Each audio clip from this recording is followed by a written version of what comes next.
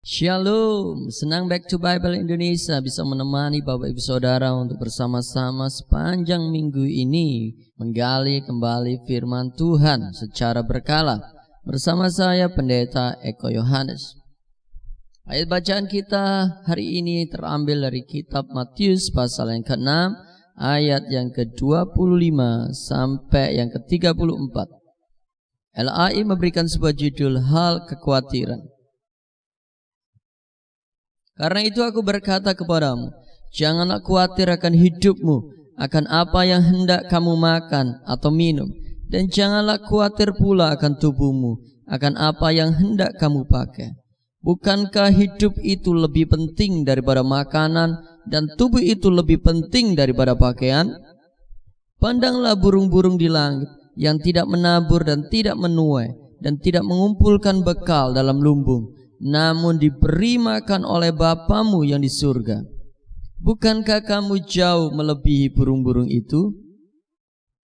Siapakah di antara kamu yang karena kekhawatirannya dapat menambahkan sehasta saja pada jalan hidupnya? Dan mengapa kamu khawatir akan pakaian?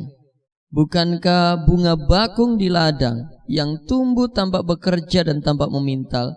Namun aku berkata kepadamu, Salomo dalam segala kemegahannya pun tidak berpakaian seindah salah satu dari bunga itu. Jadi jika demikian Allah mendandani rumput di ladang yang hari ini ada dan besok dibuang ke dalam api, tidakkah Ia akan terlebih lagi mendandani kamu, hai orang yang kurang percaya? Sebab itu janganlah kamu khawatir dan berkata, apakah yang akan kami makan? Apakah yang akan kami minum? Apakah yang akan kami pakai? Semua itu dicari bangsa-bangsa yang tidak mengenal Allah. Akan tetapi Bapamu yang di surga tahu bahwa kamu memerlukan semuanya itu. Tetapi carilah dahulu kerajaan Allah dan kebenarannya, maka semuanya itu akan ditambahkan kepadamu. Sebab itu janganlah kamu khawatir akan hari besok, karena hari besok mempunyai kesusahannya sendiri. Kesusahan sehari cukuplah untuk sehari. Amin.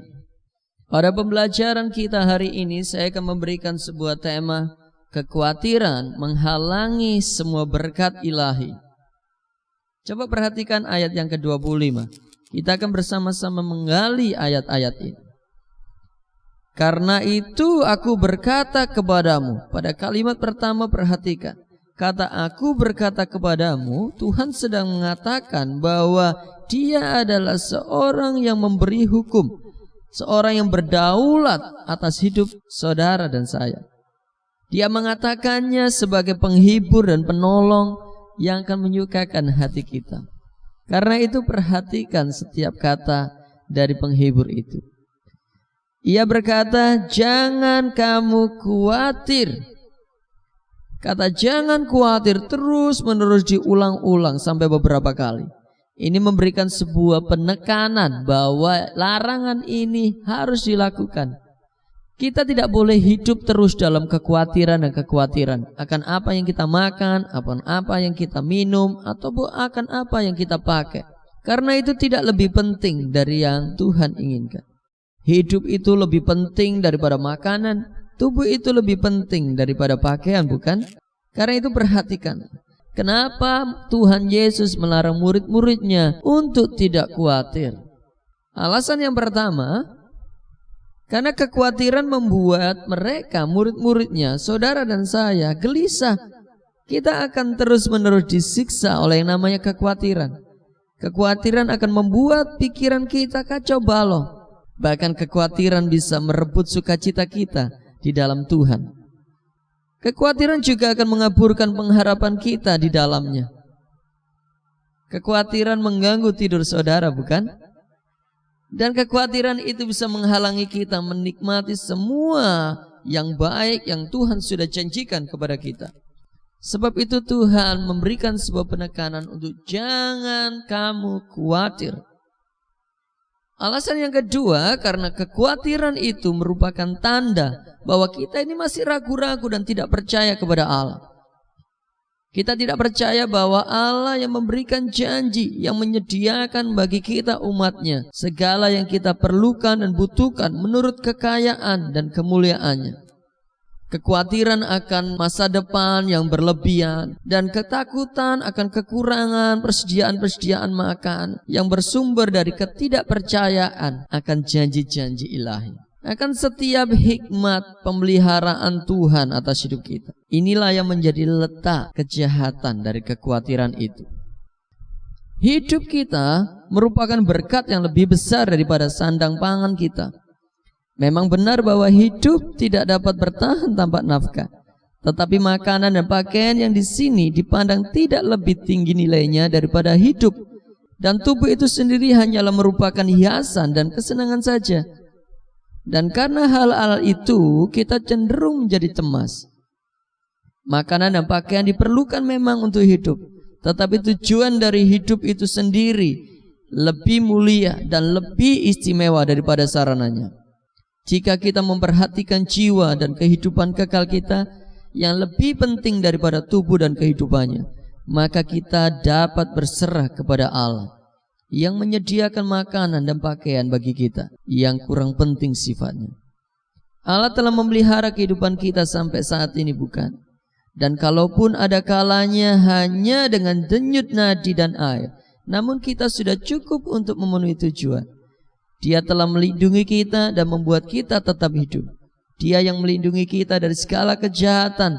Dia juga yang melengkapi kita dengan segala hal baik yang kita butuhkan.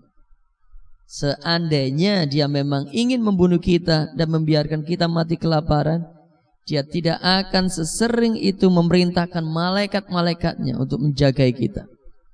Amatilah pemeliharaan Allah terhadap burung-burung itu. Pandanglah mereka, belajarlah dari mereka. Ada berbagai macam burung, jumlahnya sangat banyak, dan sebagian dari antaranya adalah rakus. Namun semuanya diberi makan dengan makanan yang cocok bagi mereka, bukan? Dan Bapamu yang di surgalah yang memberi makan mereka. Ia kenal segala burung liar di udara. Tidak seekor pun burung pipit dapat hinggap di tanah untuk mematuk sebutir jagung, kecuali karena pemeliharaan Allah yang menjangkau hingga makhluk-makhluk yang paling rendah sekalipun. Namun yang khusus diamati di sini adalah bahwa burung-burung itu diberi makan tanpa harus peduli atau bekerja sendiri. Burung-burung itu tidak menabur dan tidak menuai dan tidak mengumpulkan bekal di lumbung. Mereka tidak menyimpan bekal untuk hari depan. Namun demikian setiap hari makanan telah disediakan bagi mereka. Bukankah kita lebih daripada burung-burung itu? Ia Bapa yang akan memelihara apa yang kita perlukan. Sebab itu janganlah khawatir apa yang akan kita makan, sebab Bapa di surga memeliharanya. Percaya kepada janjinya, percaya kepada setiap perkataan firman-Nya. Perhatikan sekarang ayat yang ke-28. Dan mengapa kamu khawatir akan pakaian? Perhatikanlah bunga bakung di ladang, yang tumbuh tanpa bekerja dan tanpa memintal. Namun aku berkata kepadamu, Salomo dalam segala kemegahannya pun tidak berpakaian seindah salah satu dari bunga itu. Jadi jika demikian Allah mendandani rumput di ladang yang hari ini ada dan hari besok dibuang ke dalam api, tidakkah Ia akan terlebih lagi mendandani kamu, hai orang yang kurang percaya? Sebuah teguran yang keras buat kita, orang-orang yang kurang percaya, yang sibuk untuk memikirkan apa yang pantas untuk kita pakai. Jangan terlalu sibuk untuk memperhatikan apa yang menjadi trending dari apa yang harus kamu pakai. Tuhan tidak memperhatikan semuanya. Ia memperhatikan sikap hidup kita. Tuhan ingin melihat sikap hidup kita, kesucian kita menjadi pakaian yang akan berkenan di hadapan Tuhan. Hidup itu jauh lebih penting dibandingkan dengan apa yang kita pakai. Percayalah kepada Dia yang mendandani bunga-bunga bakung untuk menyediakan baginya apa yang hendak kamu pakai. Jika rumput saja Ia dandani dengan pakaian yang begitu indah, maka terlebih lagi Ia akan menyediakan pakaian yang pantas bagi anak-anak sendiri. Jika saudara percaya bahwa Tuhan akan memelihara hidup saudara, maka jangan lagi kita berkata, apakah yang harus kita makan besok? Apakah yang harus kita minum? Atau apakah yang harus kita pakai? Sebab sesungguhnya semuanya itu dicari bangsa-bangsa yang tidak mengenal Allah. Ketahuilah bahwa Bapa kita di surga mengerti, memahami apa yang kita perlukan dan butuhkan. Orang-orang dunia menyibukkan dirinya memikirkan apa yang kita makan, minum, dan pakai. Tetapi Bapa di surga mengerti setiap keperluan kita. Yang perlu kita perhatikan adalah bukan makanan, pakaian, dan minuman, tetapi jauh lebih penting daripada itu adalah carilah dahulu kerajaan surga dan kebenarannya, maka semuanya itu akan ditambahkan kepada kita. Tidak ada orang-orang percaya yang mencari akan berakhir dengan kesia-siaan. Mari timbulkan sebuah niat dan kerinduan untuk mencari sampai kita menemukan kerajaan itu. Alkitab berkata, barang siapa mencari maka kita akan mendapatkan. Biarkan jiwa yang haus dan lapar kita akan hal-hal yang surgawi itu memenuhi hidup kita setiap hari. Hiduplah dalam setiap kebenaran-kebenaran. Galilah firman Tuhan. Back to Bible Indonesia mengajak setiap kita untuk setiap hari menggali firman Tuhan dan hidup dalam firman-Nya. Ayat yang ke-34 berkata, sebab itu janganlah kamu khawatir akan hari besok, karena hari besok mempunyai kesusahannya sendiri. Kesusahan sehari cukuplah untuk sehari. Hari demi hari Tuhan akan mengerjakan pemeliharaan atas hidup kita menurut kekayaan dan kemuliaannya. Jauhkan kekhawatiran dari hidupmu tentang apapun juga, karena kekhawatiran itu bisa menghambat hidup saudara untuk melihat cara Tuhan yang ajaib mengerjakan pemeliharaan atas hidupmu. Bergantunglah kepada Tuhan hari demi hari. Carilah kerajaannya, maka semuanya itu akan menjadi kepunyaan kita.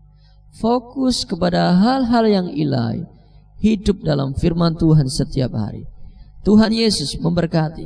Mari kita berdoa, kiranya diberkati setiap kita yang saat ini bersaat teduh. Dijauhkan dari setiap hidup kita segala kekhawatiran apapun. Mampukan kami melihat segala yang ajaib, segala yang menjadi prioritas hidup kami untuk kami kejar.